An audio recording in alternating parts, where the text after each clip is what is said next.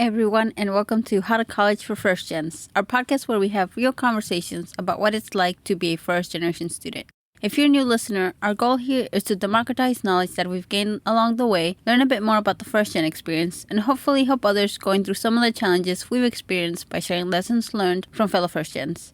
I'm Luz, one of the podcast co-hosts and a first generation student myself. Today, we will be talking about graduate school, and specifically the master's degree. Graduate school is additional education you can obtain after a bachelor's or undergraduate degree. Master's degrees can often vary between 1 to 3 years and are intended for students to get deeper and more critical understanding of a particular topic. I myself have been contemplating a master's degree, so I turned to some fellow first-gens to help demystify what a master's is, how you apply, how the experience differs from undergrad, and what you really get out of those added years in school to help answer the question, is a master's right for me and is it worth it? Join me and our guests as we get an introduction to what a master's degree looks like.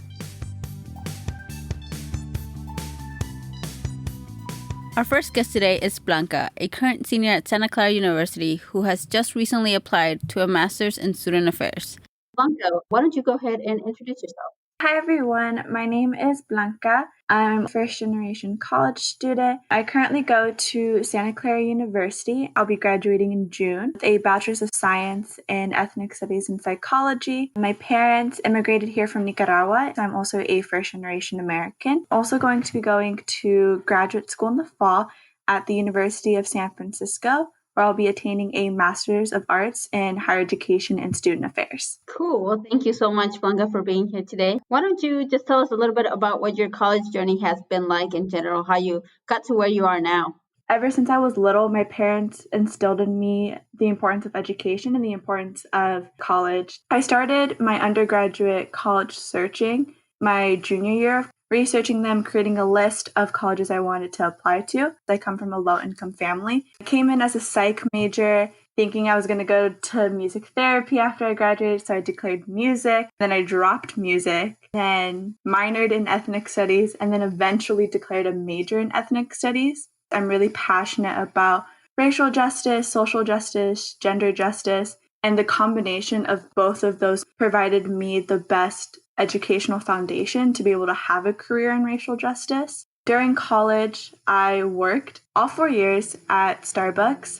I've also worked in residence life to provide me housing on campus. I've joined multiple clubs specifically tailored to Latino women. I joined Hermanas Unidas, which is a club basically only located in the state of California. And I joined a multicultural sorority called Alpha Pi Sigma. And both of those provided me with professional development resources and academic resources to develop myself to be a good candidate for when I apply to jobs, as I'm currently doing. But throughout my college journey, I've definitely dealt with imposter syndrome. Fortunately, I did have my sister who attended college before me, so she was able to provide me with some support. Basically been my college journey of feeling like I didn't belong, and then finally as a senior, finally I'm like, okay, yes, I do belong here. It's definitely been a lot of ups and downs, but all these ups and downs have prepared me for entering post-undergrad life and entering the workforce, because it also makes me realize that imposter syndrome doesn't really go away, and it's just something that I will constantly deal with, but being able to understand that now has really helped me understand that while, yes, I may have those doubts, I was in this place or I'm going into this place for a reason. Yep, definitely. A lot of common themes there that I've heard from a lot of first gens in general about the imposter syndrome, about changing majors and just kind of really figuring out how it all works. So let's go ahead and dive into the topic for today, which is graduate school and specifically the master's degree. So when did you first learn about graduate school and what it was? And when did you first decide that you wanted to apply? I learned about going to school after bachelor's degree when my sister was first interested about it, but I didn't really learn much about what graduate school was, just that she was interested. And she didn't end up going through with graduate school, so that was to the extent of my knowledge then, and that was around when I was entering college. But I didn't really look into graduate school until my junior year of college, because I was trying to decide what I wanted to do after college. And To me, the concept of not having to do school anymore was very weird for me because I've been in school for most of my life. I kind of wanted to learn more, learning that I could go to a graduate program that I know I'll be interested in and looking at the classes that they take and knowing that I'd be learning with people that are equally as interested and invested in learning as I am was something really intriguing to me. And I would talk to my ethnic studies professors and they would tell me, they're like, you want to do something around racial justice, you want to do something in higher education, apply to programs. Just apply to them. Maybe you'll get in, maybe you'll get scholarships, you don't know. It wasn't until my junior year that I seriously started looking into graduate programs. For a while, I was just like, what am I even going to apply to? I didn't know at the time that there were programs in student affairs. I was working in residence life and I was like, I want to continue working in residence life or something similar to residence life. When I had to interview candidates for the resident director position at my school, they would say, oh, I got a degree in student affairs. And it was kind of like hearing those interviews and they're just like, yeah, I got a master's degree in student affairs from UCLA. And I was like, student affairs, it's like a little light bulb went on. Perfect. That's what I want to apply to. I ended up researching a bunch of student affairs programs. And I knew when I was applying that I may not have known the program, but I knew I wanted to stay in California to be close to family. Ended up getting accepted to my dream program, which is University of San Francisco. And that's where I'll be attending in the fall.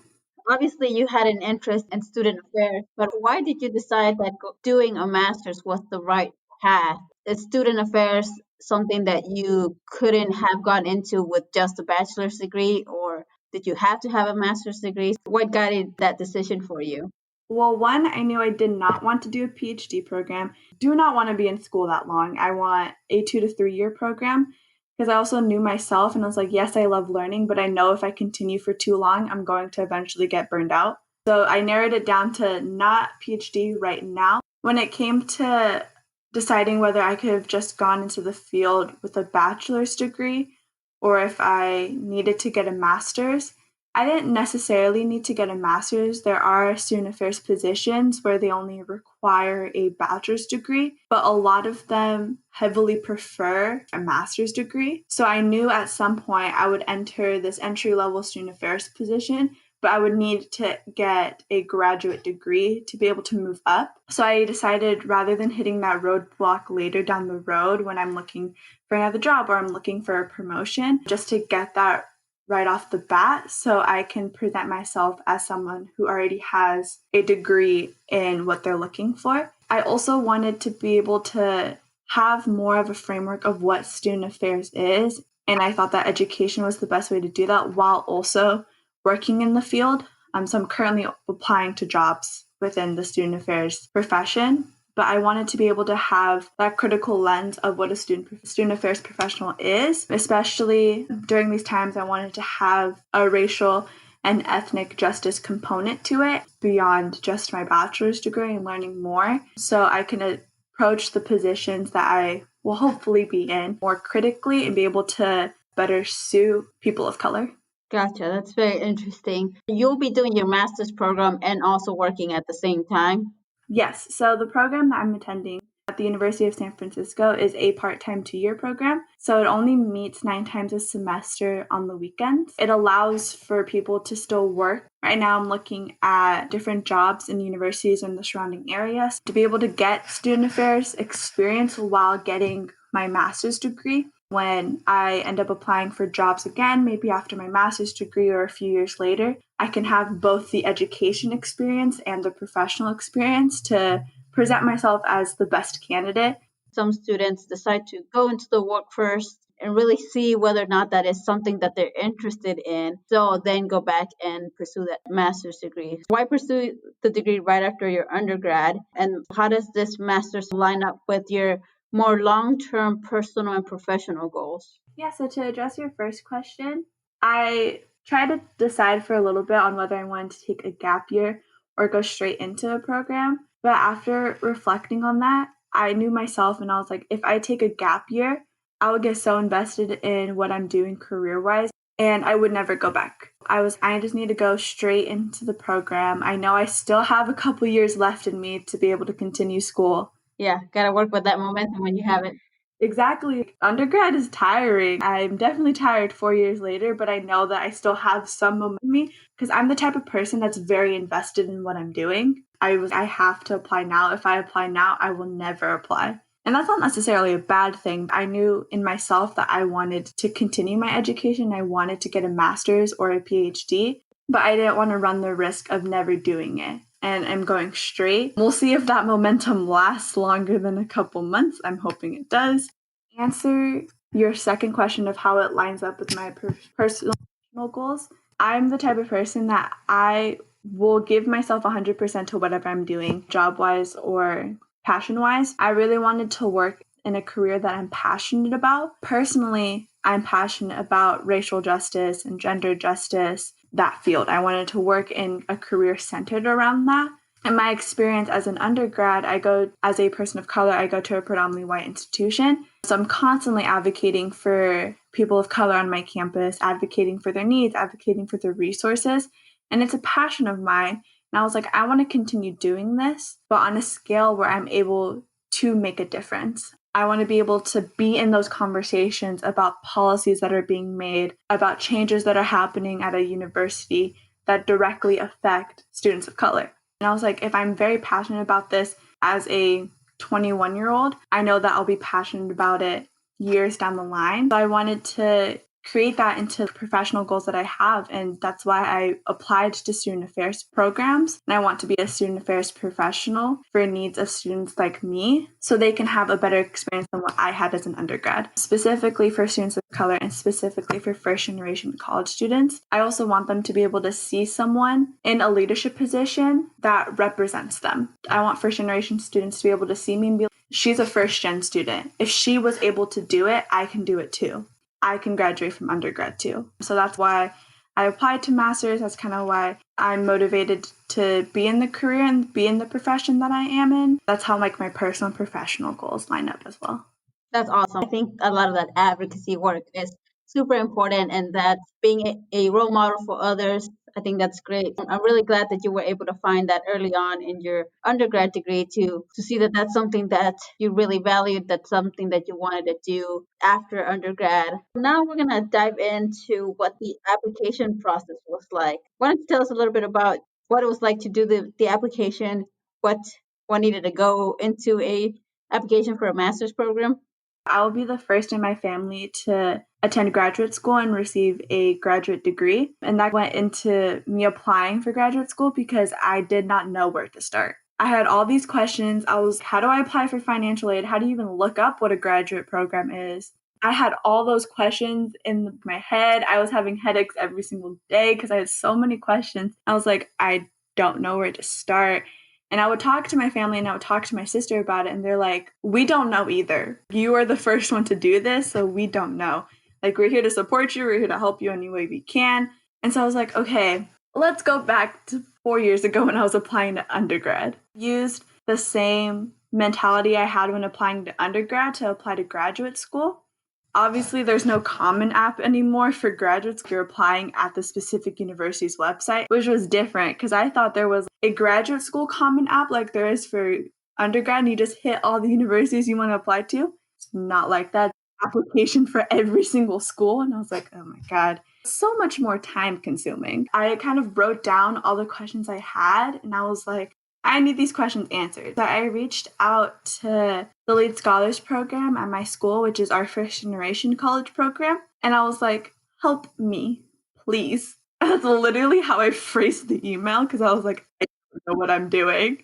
And the lead program director, Erin, she even set up a phone call with me to talk about it. She would like send me email. She was like, you can call me anytime, like to help you. And I was like, okay, I feel better. And I also talked to my two mentors, who are Dr. Griffin and Dr. Fernandez in the Ethnic Studies department. They're my number one supporters. They were like super excited when I'm going to graduate school. Before the pandemic, when I would meet with them in their office, they're like, yes, okay, this is what we're going to do. We're going to sit down, and like they're giving me a list of things to do. And I was like, I have some structure and I know I have the support of people on campus. And my professors would email me like check-ins and be like, how are you doing? Did you do this? Have you researched yet? Have you put down your list. And they kind of gave me structure when it came to applying. And then now I'm going to apply. I've had some of my questions answered. I'm going to start this now. I researched the graduate program and created a login, opened up my application portal, and it's the same as undergrad in terms of fill out all of your demographic information, your letters of recommendation, which is super important to ask for in advance, just like they tell you when you're applying to undergrad. Filling out my letters of recommendation, like who are going to write them. And then I created Google folders for each school I was applying to and created Google Docs for every single one of the prompts I needed to write.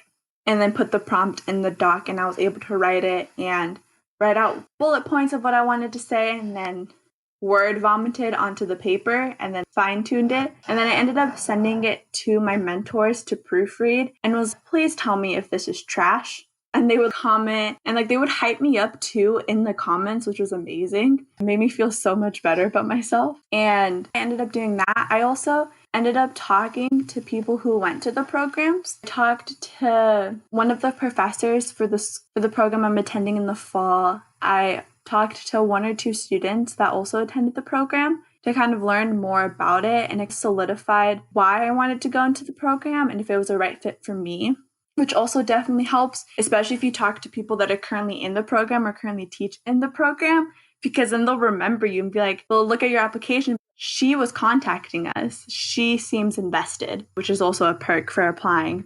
I didn't know that would help if I contact people that are in the program and teach in the program. And then I also attended open houses and workshops for the program, which is another recommendation I have because some programs will waive the fee to send in your application if you attend their workshops.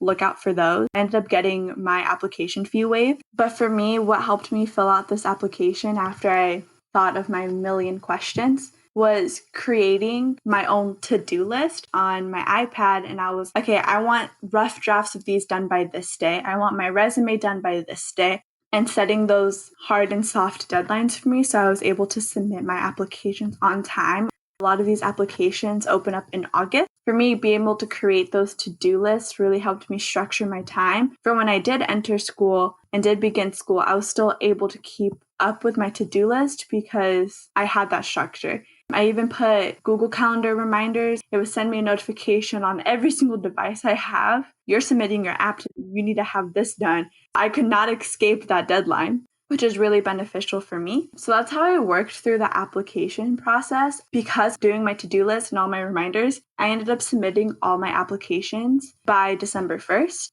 Cool. Well, sounds like you had a nice structure built in that kind of help you get everything done on time. You mentioned a little bit about deadlines. What was your timeline like? It sounded like you were thinking about applying or getting ready to go for it right before your senior year. But what was your overall timeline? When did you start researching the schools you wanted to go to? And how did that play out as you went through the application process and then submitted everything by December 1st? I started looking into graduate programs I wanted to apply to. My winter quarter of my junior year of college, I didn't have a definitive list until maybe May or June, but I was just looking at a bunch of programs that I could apply to, both in-state and out-of-state. And then around June, that's when I also emailed the 3 people that I wanted to write my letters of recommendation. I also wanted to email them way ahead of time because we're living in a pandemic, and it's I want you guys to have the most flexibility that you can. I didn't even start my applications yet, and they already knew that they were going to write my letters of recommendation. And then I kept a folder in my bookmarks bar on my laptop of all the programs I was applying to. And I would constantly check back to see when the application opened. For USF, I think it opened in July. And as soon as they opened, that's when I created my application. And I did the easiest thing on all of them. I just filled out the demographic information. And then I would see what the prompts were that they needed me to write on. And that's when I would create my separate folders for each graduate program. And these are the prompts that I want to do. And it was about 2 to 3 for each graduate program, so it wasn't too many. And then that's when I created the deadline of when I wanted those statements done. I knew the first school I needed to be applying to needed to be submitted by December 1st, so I made all of them due by December 1st. I was like, I don't want to worry about this any longer. Be able to create one deadline for me actually helped me a lot. And then I created deadlines for all the statements I needed to do. And for USF and USC, I made that deadline September 1st to be able to do a rough draft with them. And I can send them to my mentors to be able for them to review it and then being able to edit it. And so in the meantime, luckily, I've already had my resume created for a while. Just needed to edit it with job end dates and that, make it look nice and pretty. And then building up the courage to hit submit. Because I think while obviously filling out the application is the most time consuming, I think for me the most anxiety provoking was hitting submit. 2 of those schools took money out of my bank account. Knowing that they're taking $70, $90 out of my bank account hurt. Hitting submit and being now it's a waiting game. Gotcha. Okay, so it sort of sounds it was a process of about a year where you started digging into where you wanted to apply, and maybe January, February, solidified that date by March, June, and then went full mode and applying and getting everything done. And it also sounds like I guess the main components of the application were the application itself, which includes all the demographics, the essays, and the letters of recommendation. So first off, so what were some of those biggest unknowns as you went through the whole process? And then what would be some lessons learned or tips that you would offer students who be thinking about applying to grad school? The biggest unknown I had, well, one was how was I going to afford it? I'm still working through that question, so I do not have any tips for that one yet. I think other than that, the biggest unknown is, am I worthy, for lack of better words, of being in a graduate program? And I think that goes back to what I was saying earlier, that I dealt a lot with imposter syndrome as an undergrad. I know I'm going to deal with it as a graduate student. I think that just comes with being first generation. You're the first in your family or one of the first people in your family to be in this space. You're working through how to do this by yourself for the first time. I'm still working through those thoughts. I still have a lot of those thoughts. A tip for myself and a tip for others is that if you get an acceptance, that means that that program saw something in you. And they say that you do deserve a space in this program. For example, University of San Francisco, hundreds of people apply to this program. Out of the hundreds of people, I'm one of 30 that they say, we want you in this school. For that, that says a lot of, I do deserve to be in this space and I do deserve to have a graduate degree. I think a tip that I have for that is acknowledging that you are breaking glass ceilings by being the first. Being the first to attend undergrad, being the first to get a graduate degree, you're breaking those glass ceilings. Then you'll be able to help your family members down the line. Or if you have a kid, your kid, when they want to apply to undergrad or when they want to apply to graduate school, you'll have the resources to be able to help them. I think that's something that I keep in my head while I don't know if I'm good enough for this. Another tip I have is don't be afraid to ask questions. It's okay to ask questions. I think growing up, I was the type of person that didn't like asking for help and didn't like asking questions because I thought that people would see me as weak. But asking questions and asking for help is not a sign of weakness. It's a sign of strength because you're acknowledging that you know that you need help. And to do that does take a lot of strength. Being able to reach out to your first generation program in your high school or at your undergraduate institution, reaching out to your teachers and your professors, that it's okay to do that and that they're here to support you. And I think utilizing those resources will only help you. It won't disadvantage you. Yeah, I think that asking for help is definitely a very key one that I've heard time and time again, and I'm glad you brought that up. Thank you so much for joining us on the podcast today, and congratulations on your acceptance. We definitely wish you the best. Thank you.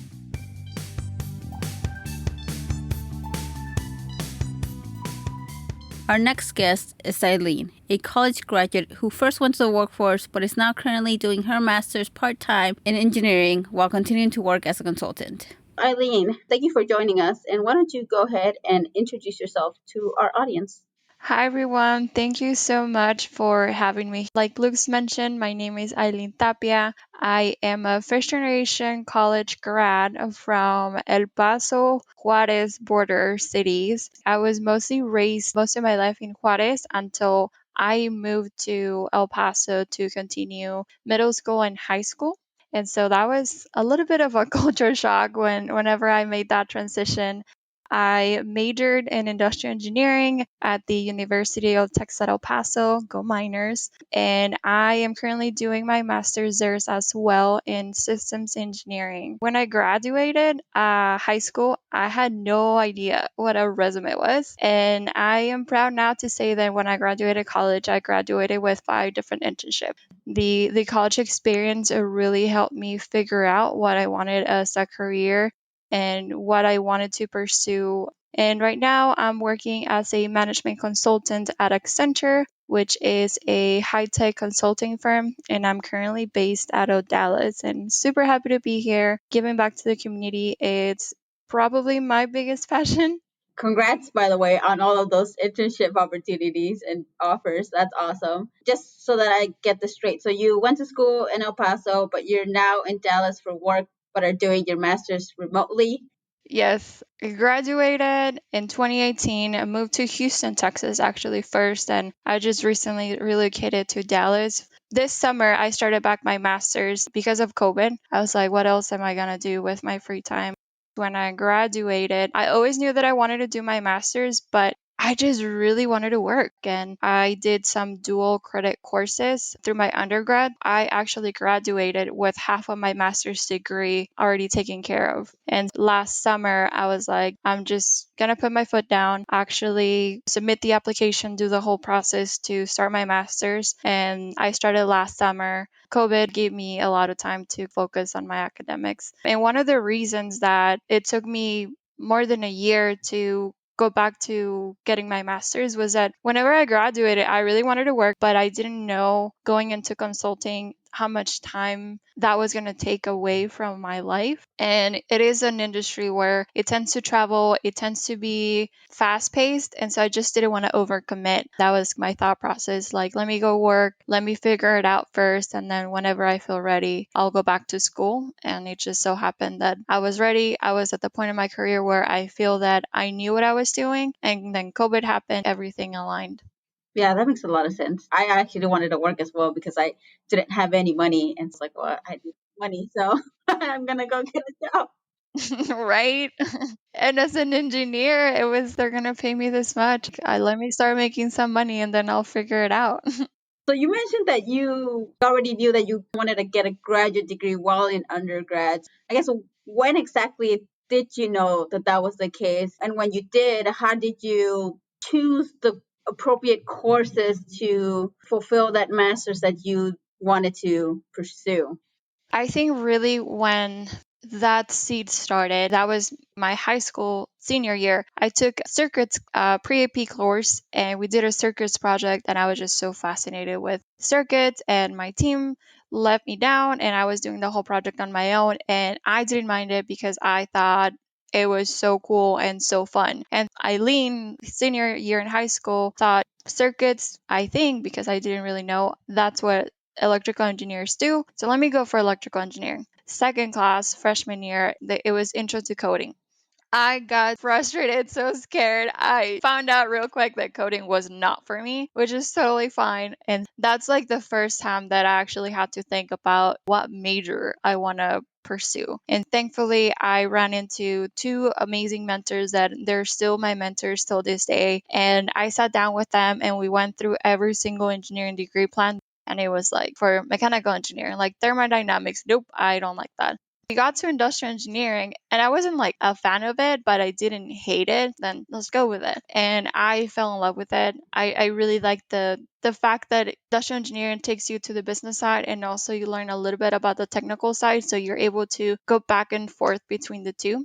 And as I was going through my degree, my department had a partnership with the College of Business for a fast track MBA. So at that point, I was having leadership experience through student organization and I was just really enjoying managing people, managing projects and getting all that experience. So I figured at that point in time that the MBA made sense. I had the opportunity my junior year to go to Harvard for a summer program. It's called the Summer Venture Management Program, SVMP. It's a minority program to get them a chance to experience the Harvard experience. And so that really opened my eyes that an MBA it's going to be very valuable, but I want to get it from a top tier school. In my idea, the MBA was on hold until I get more real world experience. And at that point, I kind of knew that I want to pursue a more technical degree. I wanted to stay within the College of Engineering. Then I went off to work. And when I came back to like, okay, let me start doing something for my master's. If I wanted to take advantage that I already had completed half of my degree, I had the option for manufacturing engineering, industrial engineering, and systems engineering. My thought was manufacturing engineering is changing rapidly, and the degree that was being offered to me wasn't going to add any more value to what I already have experience in industry. Industrial engineering, I already took my degree on that, and it's not like I want to build a specialization. And systems engineering was the perfect match for my current role at Accenture. To me, what systems engineering is, it's a sister discipline to software engineering. Software engineering focuses more on the code and how making something work, and systems engineering, it's managing that whole end-to-end process on how do that code, new app, new website fit into the actual system machine that is actually working in the background. When I spoke to my manager about the fact that I wanted to pursue my engineering, he had never thought about systems engineering and what it could do to his team and the company itself. He started digging and doing more research. He was getting so excited with me, which was super reassuring. We're like, okay, I'm doing the right thing. But a lot of and this is something that I didn't expect. I started taking my first 2 classes that I took. I started learning a lot about the validation and verification of our processes. And I was, heck, we're missing some of these things in our project. And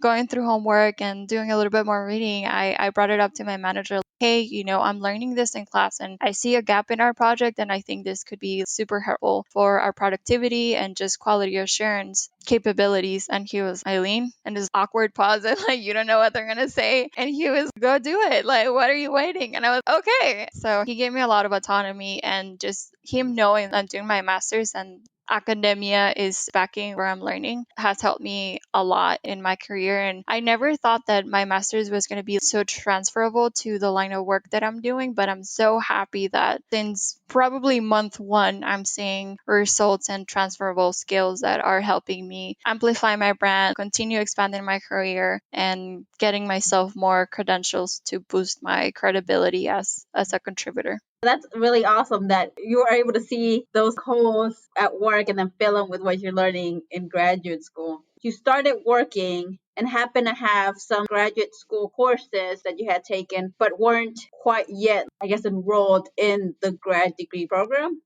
When I started my fast track program, I was taking my electives. So in undergrad, the classes that I took were my electives towards my master's degree, because I still needed to take the core for my master's, since that was the other half. And all of those electives, even though I was initially going for my master's, they were able to transfer over to my systems engineering degree. And so the last half, that's what I'm completing now. Hopefully in May, God willing, I will be graduating. I was just taking the second half of my master's, which is the core of the master's degree.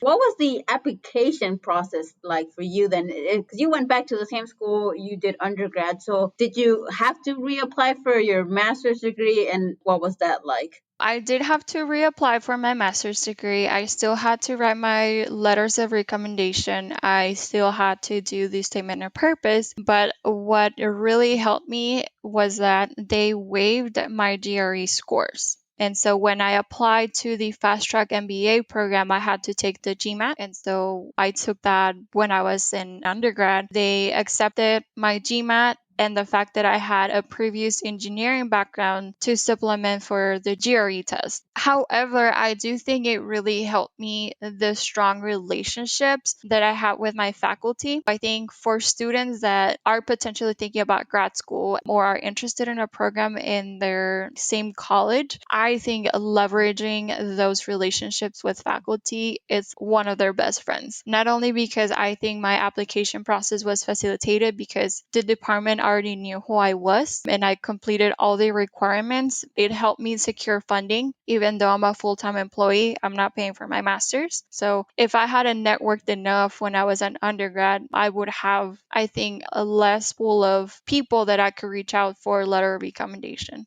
Yeah, that's such a great tip. And let's circle back to the funding. I'll start by saying that unfortunately, my employer doesn't have a college master's stipend. Most of the companies do. That would be like my first tip, to go to your employer and ask HR for the benefits and see if they have some sort of educational stipend. And if they do, what are the requirements? Who needs to be involved to get that approved and how much money they're willing to give you per year. Since I didn't have that, my only options were to self-fund it. I don't qualify for any graduate research stipends because I'm not a full-time graduate student. Or I could find the unicorn that I found as my third option other than like scholarships. There's some scholarships for professionals. So my freshman year, I met one of my biggest mentors that truly changed my life. And when I told him, hey, I'm going back to school, he legit asked me, how are you paying for that? And I was in the process of figuring it out. I looked into different programs. I don't qualify for any of them. So FYI, if you do work and then try to go back to school, it's going to be a little bit more complicated if your company doesn't pay for it. So his wife actually had a grant that is helping women get into STEM degrees at the undergrad and graduate level. And she was able to fund me through that program as a research assistant, helping them with a mentorship program. I started a whole financial literacy program because as a first gen, I had no idea how personal finances work. A lot of things that I learned through my transitioning from college student to professional, and I was able to provide a lot of value to that grant by creating that financial literacy program. That's how I was able to secure my funding for my master's. But I'm going to keep talking about this. Relationships and networking are the game changers in my career. And being really open with the people around me of like, hey, I'm looking for funding. Do you know of anything? And I feel very fortunate that it's not coming out of my own pocket. I truly believe that nobody should pay for their master's. There's plenty of grants out there, especially in engineering. There's a lot of money out there. And I was able to secure 2 scholarships as well. One by the Society of Hispanic Professional Engineers, and they do have a specific scholarship for professionals. And then I also secured the Great Minds in STEM scholarship last year. Very cool. I think both have been mentioned in some of our prior episodes, so I'm glad that they're helping you out too. So what has it been like in terms of like your time management and just being able to juggle graduate school and professional life? Because you mentioned yourself that consulting can be pretty demanding. Well, I didn't take the advice of people in my life. They were like, take one class and see how it goes. Well, it took 2 classes my first semester back, and it was a lot of work. I really didn't expect for it to get that crazy. I think it really helped me that, like I mentioned before, we were in COVID times and had nothing else to do other than do homework. But it's a full work day from 8 to 4 or 9 to 5, and then you're already exhausted on being on your computer, being on the phone all day, and then eating, then going back to whether you have class or whether you have a group meeting or just have to read and do homework. It took me by surprise how different the team dynamics are from your undergrad to your graduate courses. At that time, I was staying with my grandma, so I feel so blessed that she would cook for me, she would clean. I felt like super bad, but it was just a reality that if I was living on my own, I don't think I would have survived other than ordering Chick-fil-A every day because it was a lot of work. And so the next semester, I only took 1 class and it was a lot better. Like I was able to not rush through the assignments as much because I actually really enjoy the content and I was giving it the time to absorb everything that I really wanted to learn. And now this is my final stretch. And this semester, I knew that 2 classes was going to be a lot. It is a lot, but I think what helped me was having that conversation with my significant other. Hey, this is what's going on. This is the final stretch. I know I'm going to be stressed, but I really need your support because this is what's going to happen. This is the expectation. I also had that conversation with my mom and my work team. I wanted them to know that, hey, I'm doing my master's. So if I'm nappy because I didn't sleep well, I just want you to know that this is what's going on in my life. I think having that conversation and setting expectations with the people around you are going to help you a lot managing your time. And I also like to call it managing your energy, because if you're close to being burnt out, if you feel your energy getting low, you need to be graceful with yourself and take a break. If you don't finish that assignment by the deadline, I used to be a perfectionist and I was like, good enough is perfect for me. I was very OCD about every assignment needed to be perfect, and I've kind of let that go. And that doesn't stress me out as much. It's a lot about time, but also energy management to make sure that you're taking care of yourself. Yeah, that is so important. You talked a little bit about expectations. What are the expectations like from your graduate degree, and how do you feel like that maybe differs from undergrad? I think whenever I was in undergrad, it was very input output. Everything has a right answer. And now I feel that it's a lot more reading and writing rather than figuring out a math problem. And now it's more using your critical thinking. Now you're actually thinking and you're not following a process to solve a problem. It's you based on your experience. What do you think you would do if you had these tools available to you? And we have students that are doing their undergrad degrees right now, like I used to. And then we have people that have been working in industry for like 20 years, and we have ex-military people also on the team. It's just a very broad set of experiences that we're able to think aloud together to come up with our own analysis and our own approach. And now it's not, hey, I'm looking for X equals 10. I'm looking for what is the best approach for us to get to X. I think that's the biggest difference that I've seen from my undergrad to my graduate courses. And another word that I'll use for expectations, because when you said expectations, I instantly thought about boundaries. It was having a conversation with everyone around me about what they could expect from me. Also, I've been practicing setting up boundaries as far as this is what I'm willing to do to maintain my energy and maintain my own peace. And if you are not okay with that, I used to think that that was my problem. Now I know it's not my problem, because this is what's keeping me sane. And if you are not okay with that, I'm not responsible for that. And I love you and I respect you, but I need to do what's best for me right now and for my mental health. And it's not easy to navigate that, especially as a woman. We were told, calladita se ve más bonita. And if I don't agree with something, I'm not going to stay quiet. Yes, that actually brings up a follow-up question. So, how did your family take this decision? I mean, you already had an undergrad degree. So, how did they feel about you going back to school and getting more degrees? Did they have any pushback? Did they maybe have a little bit of difficulty at first understanding why you were doing that? I think the thing that they struggle with the most, it's when I left home for my first internship. They were, huh? You're leaving for what? And I think from that point, they were like, okay, Aileen, it's not going to fit in this little box that we thought she was on. And we really don't know why she's going. And I think from then on, I started self-discovery and self-awareness journey that took me to making very independent choices, since they were never an obstacle, any of my academic or career moves, but they were not enablers. Gotcha. Yeah, I think that's pretty common sometimes among first gens. Right, like a lot of your children's family, I think they're happy because you're telling them that you're doing this, but they don't know how to help you. So whenever me and my brother graduated, that was like the whole world for them. We graduated as a family. They knew that I was taking dual credit courses during my undergrad, and so they kind of already knew that I wanted to pursue my master's. But it was really, since we're not paying for it, you can do whatever you want, because I graduated debt free from my undergrad, thank God. But I think that was the biggest thing, since they were not paying for it, they didn't feel that they had a lot to contribute, because all my trips and everything that I bought for myself, I started working at 16 years old. Since I never asked for any money from my parents and I started contributing for rent very early on in my career, they were, we can't tell you no to anything because you're not asking for anything either. So I think the only thing that really changed for them, it's the time that I was giving them. I'm the type of person that calls mom and abuela every single day. And instead, I would still text them every day, but it's just not the hour, 2 hour long conversations that we used to have. And just understanding that, no, I don't love you less. This is just what's happening in my life.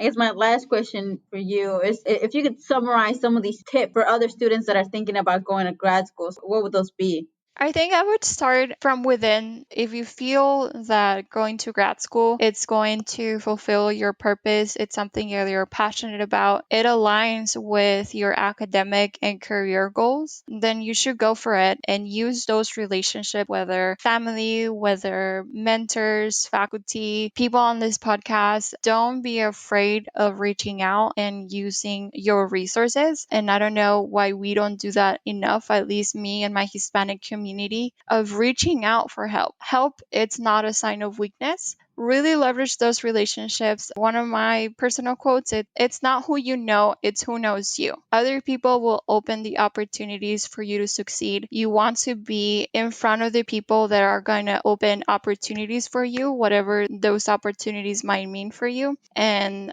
if grad school is something that your parents want you to pursue, I will stop and reflect, because I think it's a dilemma of you want to please them, but you don't want to do something that it's going to burn you out and affect your mental health. But everything that you want in this life, you have it within you. Look inward and you're going to find a beautiful world that 25 years old, I'm still discovering and awakening to a lot of my own gifts. Take that chance on yourself, and we're going to be here cheering you on. Yeah, well, I think that was very well said. And thank you so much, Aileen, for joining us today. And good luck on finishing up your graduate degree. Thank you so much for having me, Luz.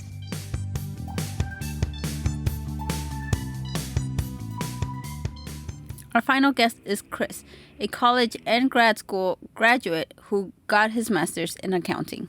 So, Chris, why don't you go ahead and introduce yourself? Thanks for having me. I'm really excited to share my story on your podcast. My name is Chris Huerta. I'm a first-gen college graduate. I grew up in Pasadena, Texas, and went to school at the University of Houston, where I got my undergrad degree in accounting, and I got my master's degree in accounting as well, with the focus in taxation. Currently, I work at a Big Four firm. I am a tax technology manager, and I've been there for around 4.5 years. So I've spent some time in public accounting, doing a lot of data automation and sales tax work. Right now, I'm actually on paternity leave. We welcomed my son a few weeks ago, so just enjoying time with him, taking a little break from work, and just living the dad life now. Awesome. Well, congratulations on the baby, and glad to hear that you have paternity leave. Don't always hear that. That's a nice benefit. Yeah, super grateful for that.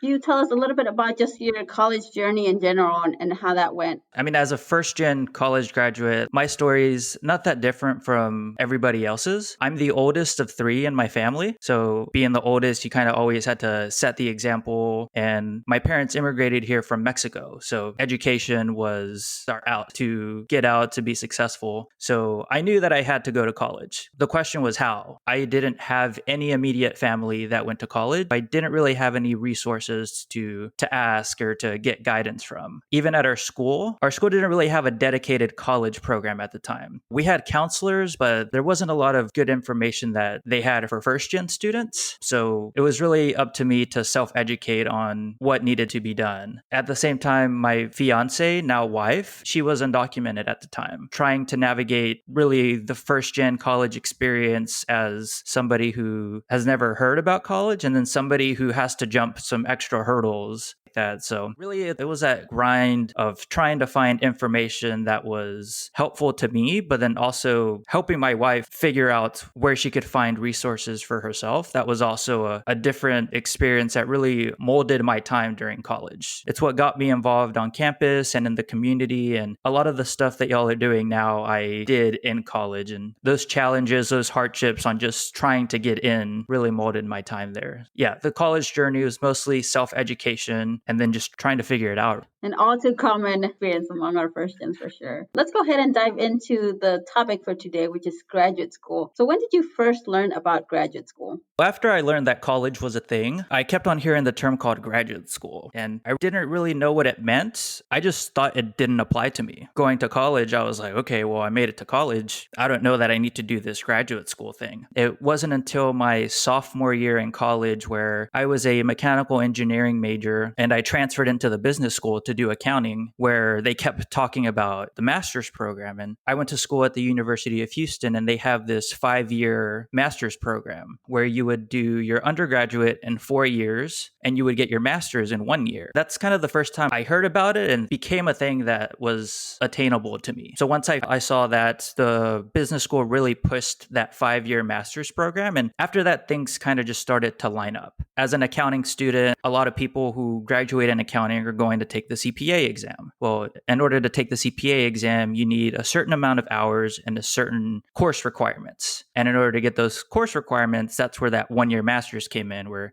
on one side, you got the master's degree, and on the other side, you met all of the requirements to take the CPA exam. And that's really what I noticed. Okay, this is something that I'm going to do because it kind of gets me where I need to go next. I don't know too much about a master's in accounting, and maybe some of our audience don't either. Just for clarification, is it that at U of H you could do this 5-year program, but elsewhere you would have to go in and apply separately for a master's and then do like a 2-year master's, or how does that work?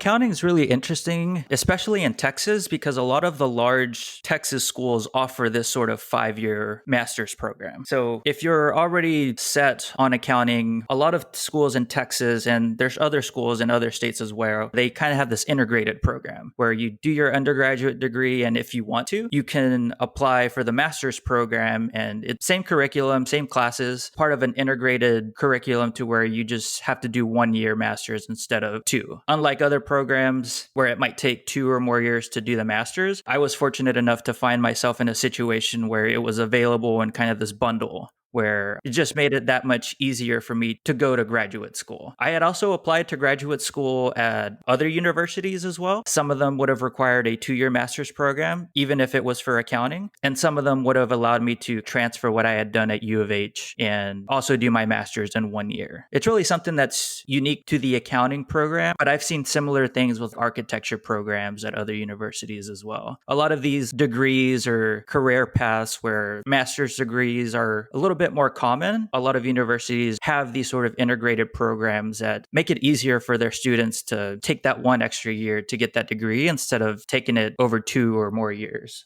When you were planning on doing this 5-year master's program, did that mean that you had to first graduate with your bachelor's, then apply for the master's, or was that all kind of meshed together? A lot of it was meshed together. So the great thing about the program at U of H, and I know it's similar, we're in Texas, where your senior year, the spring semester, they have these things called double counts, where you take courses that count towards both your undergrad and your graduate degree. Presumably by the end of your junior year, you've already decided that the 5-year program is what you're going to be a part of. That way, the classes that you take the spring semester of your senior year, your last semester of undergrad, a lot of those courses count towards both degrees. Gotcha. That's super handy.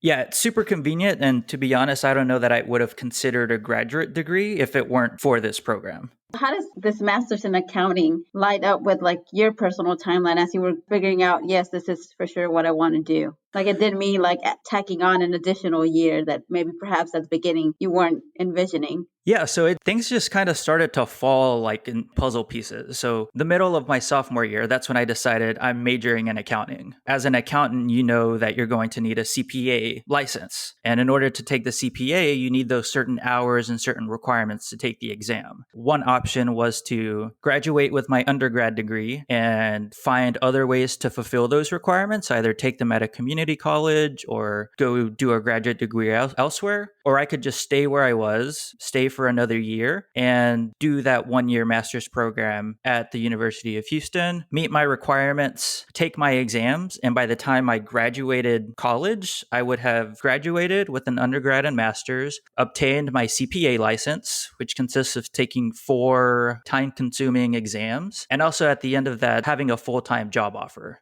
Throughout my undergraduate career, I had internships at a public accounting firm. So I kind of knew that's where I was going to work. I had a full-time offer already. I had a start date, timeline-wise, all lined up. Okay, it sounds like the master's mostly made sense for you because of job prospects. You knew that that's what you wanted to do, and that was a clear avenue to get to where you wanted to be. It was, yes. Especially because my university works really closely with a lot of the accounting firms that are going to be the eventual employers of a lot of these students. So they know that, hey, we have these job openings, and you kind of know, like, okay, these are all of the students that would be eligible there. So you know when your start date's going to be if you go to any one of these larger firms. And it's really just a matter of taking care of your degree during that time. And if you can, taking care of that CPA exam. I know you've touched on this a little bit already, but do you think you could have gotten to where you are now without that master's? You can. I think I definitely could have. Like I said, the only reason I did the graduate degree, or one of the main reasons, was being able to have a master's degree. It differentiates you professionally. It adds that credibility. At the same time, it was, you need those course requirements and those hour requirements to take this exam. And then even at a personal level, being the first in my family to go to college, being able to graduate undergrad and then also graduate with a master's, I thought that would have been a better example to set for my younger siblings and kind of set that bar at a certain level. And it worked because my brother did exactly what I did, and he might have done it a little bit better.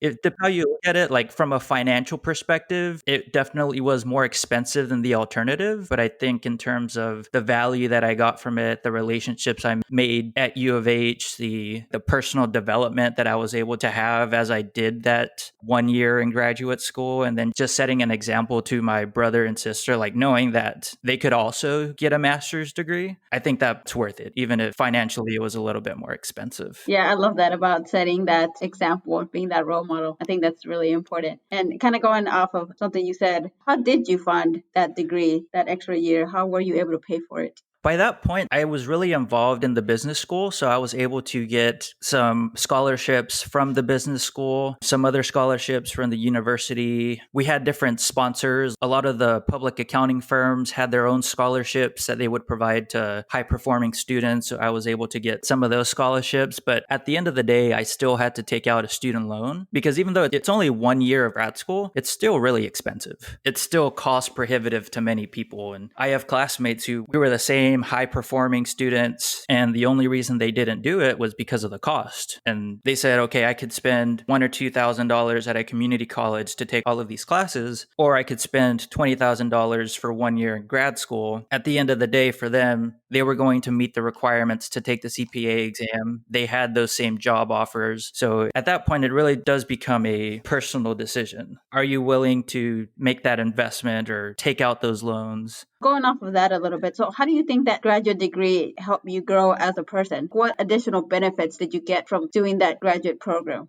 There's a lot that I learned during that 1 year, and it isn't really related to the classes that I took. Whenever you come to graduate school, you do a lot of adulting. For one, you learn how to respect your own time because a lot of graduate school classes are once a week in the evening or in the afternoon. It's not like you have class every day or every afternoon like you do in undergrad. So for me, I worked part-time. I was engaged to my fiance at the time, and she was in law school. So she was an undocumented law student. I was also taking a full course load in graduate school, and I was studying for the CPA exam. Having all of those things going on, I had to learn how to manage my own time. And I feel like even in the classes that I learned to not be afraid to take up space. Because in graduate school, I was often one of the only people of color, and I was paying the same amount that other people were paying there. So I kind of took it upon myself to take up the space that I was worth in the classroom. So that means engaging with professors, asking questions, like leading discussions in class. From my perspective, I'm not going to pay all of this money and just be another kid in the classroom that just goes to class and goes out. Like, I want to get something out of this degree and out of my time here. So that kind of helped me get out of my bubble. I think of myself as an introvert, but you wouldn't be able to tell that from my grad school classes because I was always talking, asking the questions.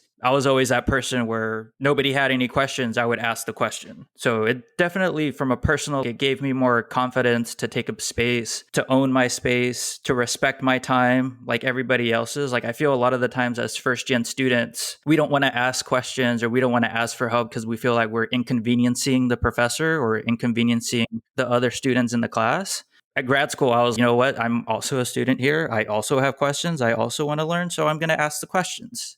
Yeah, I think that's awesome. Yeah, so that was a really big development point. And I mean, I could go on and on, like building relationships with professors and advisors and graduate school staff. A lot of the scholarships that helped me pay for school were because of the relationships I built with my professors. Making those relationships with the accounting staff, the accounting department, making sure people knew who I was during my time there. And I hope I did a good job at that because my brother did the same thing 4 years later. People would always ask if he was Chris's younger brother. So I think I did a good job while I was there, making sure that they knew who I was. Yeah, that's awesome. Kind of looking back at how things have gone and everything, how do you think having gotten that master's lines up with both your personal and your professional goals as you keep moving forward?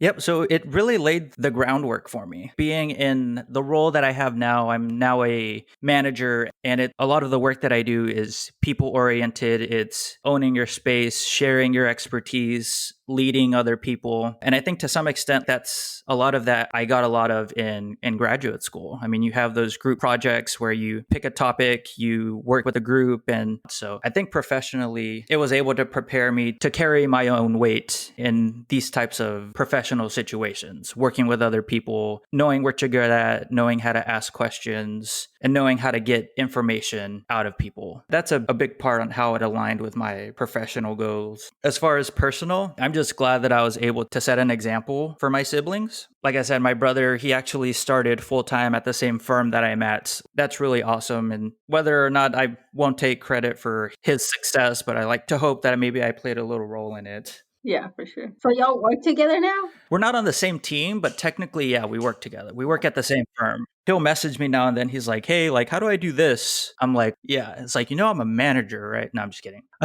Yeah, we work at the same firm, and it's awesome. I think my parents are proud of us. Yeah, I would think so. So I have a two-part question for you here. One, how do you think the graduate school portion of your education differed from your undergrad portion? And two, what were some of those lessons learned that you got as you went through both programs? Graduate school, there was a lot more adulting going on. Like you had to manage your own time even more than in undergrad. In undergrad, to an extent, you had classes at a certain time. So you knew that you had class in the morning, in the afternoon, and you would find places to study. But in graduate school, being that the classes are generally longer in length, but shorter as in like once a week, there's really no one holding you accountable except yourself. If I have a class on Thursday at 7 p.m., it was on me to know that, okay, Monday I'm going to read this portion of the textbook. Tuesday, I'm going to do this. Wednesday, I'm going to do that to prep for class on Thursday instead of prepping for class on Thursday at 5 p.m. That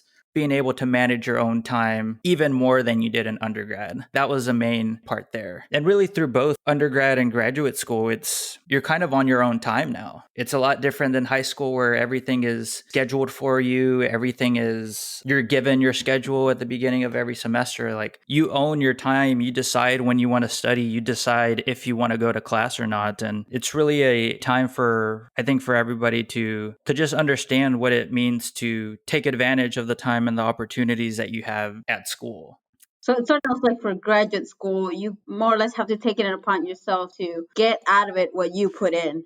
Exactly, yeah. And that kind of ties back to like that's why I asked all of those questions and I became more engaged because I knew that during undergrad, like I didn't do that to an extent because the classes were a bit larger. So those nerves of asking a question in a large classroom. But then also you don't feel, whenever you're in large classes like that in undergrad, you might be one of 20 or 25 people of color in a 300 room class. But in grad school, I was one out of 20. That kind of also motivated me to like, okay, this is time to own my time, own my space. I have questions. I want to get everything I can out of this class. I feel like in graduate school, I was a better advocate for myself than I was in undergrad. What was one of the biggest surprise or challenges that you faced as you were going through grad school? There's a few. Cost was definitely one of them. I knew that grad school would be expensive, but I just never put into perspective how expensive it would be, which is one of the reasons that I had to take out that loan in grad school. Responsibility as well. I needed to do everything I needed to do to prepare for class, to take my exams, and it's an even greater responsibility than in undergrad. I mean, one of the more obvious things to me as I was going through grad school is just like U of H is known to be a diverse campus with a diverse student population. And I felt like that applied to the undergrad. Once you got to graduate school, it kind of went back to where I was just one of a certain number of people of color. So that was the biggest surprise for me because I had gone through 4 years of U of H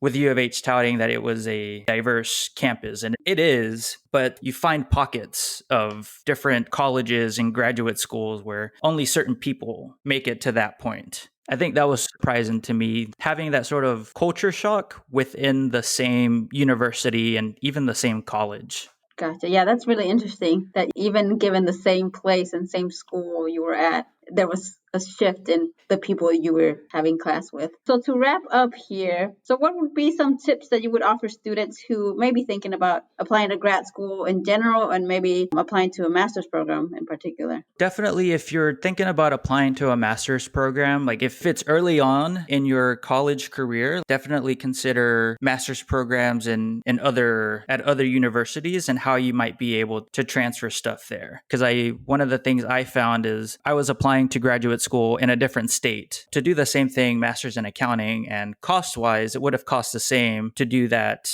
at that other school as it did in U of H. If you're somebody who's looking to get a different experience or go to a different school or live in a different state, there's a lot of these different types of programs where you end up getting the same education, it's the same curriculum, it's just in a different setting. And I think changing your setting like that can help a lot of people grow as well. As far as starting an undergrad, not being afraid to take up your space, always everybody says to ask questions, but I also think it's important to ask meaningful questions and ask questions that you want answers to, not questions that you think your classmates might want answers to. And of course, there's a lot more resources going on. I mean, this podcast exists, which it did not whenever I was in college. So reaching out to people who host podcasts like this, it's really a great opportunity to learn what other people have gone through, because a lot of the times that same experience that you're going through right now, somebody else has already done it. And I think this podcast exemplifies that.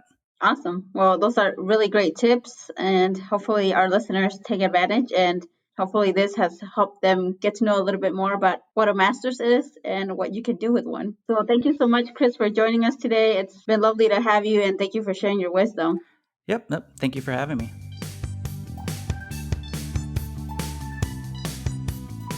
As you heard from our guest, deciding on whether to go to grad school is a personal decision that involves self-reflection, consideration of how it plays into your long-term personal and professional goals, and research to find out what program is right for you and how to fund it. It's a decision that involves planning, networking, and asking for help, and an education that can provide more critical thinking skills and an opportunity for career advancement. As Chris mentioned, you get out of it what you put in. Thanks again to our speakers, and thank you for tuning in today on How to College for First Gens. For more resources and information about grad school, check out our website at howtocollegefirstgen.org, and tune in next week as we tackle another grad school degree. Follow us on social media and subscribe to our newsletter to get additional resources. Remember, you are not alone in this journey. Until next time.